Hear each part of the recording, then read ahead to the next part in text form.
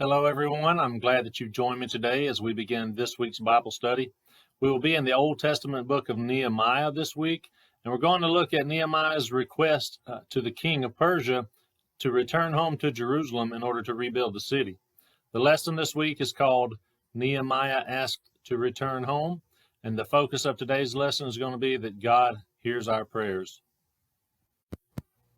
Now, as we begin in Nehemiah, keep in mind that even though our modern Bibles that separate Ezra and Nehemiah apart, the two actually were a unified book in ancient times, so the storyline flows really nicely from one book to the other.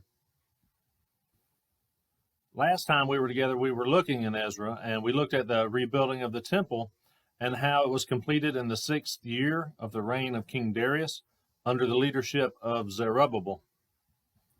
Well, after the rebuilding of the temple under the leadership of Zerubbabel, Ezra was very instrumental in restoring the worship of the people. He was able to lead them to confession, cleansing, and revival.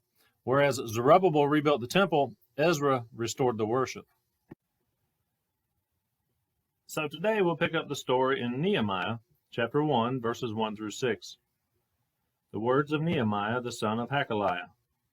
Now it happened in the month of Chislev, in the 20th year, while I was in Susa, the capital, that Hanani, one of my brothers, and some men from Judah came, and I asked them concerning the Jews who had escaped and had survived the captivity, and about Jerusalem.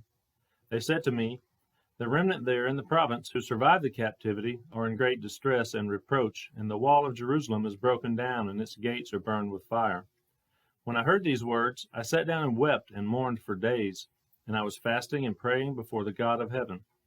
I said, I beseech you, O Lord God of heaven, the great and awesome God, who preserves the covenant and loving kindness for those who love him and keep his commandments, let your ear now be attentive and your eyes open to hear the prayer of your servant, which I am praying before you now, day and night, on behalf of the sons of Israel, your servants, confessing the sins of the sons of Israel, which we have sinned against you. I and my father's house have sinned.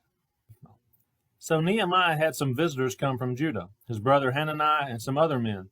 And he takes the opportunity to inquire about Jerusalem. And so they tell him that it's in bad shape. The walls are broken down. The gates are burned. This makes Nehemiah very sad, and he's mourning, and he goes into fasting and prayer for 4 months. And he reminds God of God's promise that he would restore the people if they would return to him.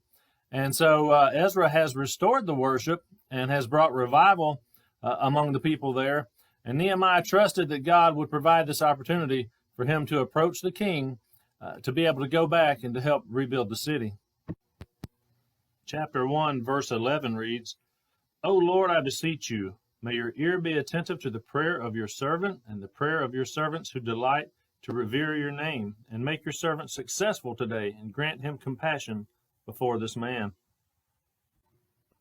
Nehemiah is an Israelite who's living in Persia, and he's working for the king. He's the cupbearer for the king.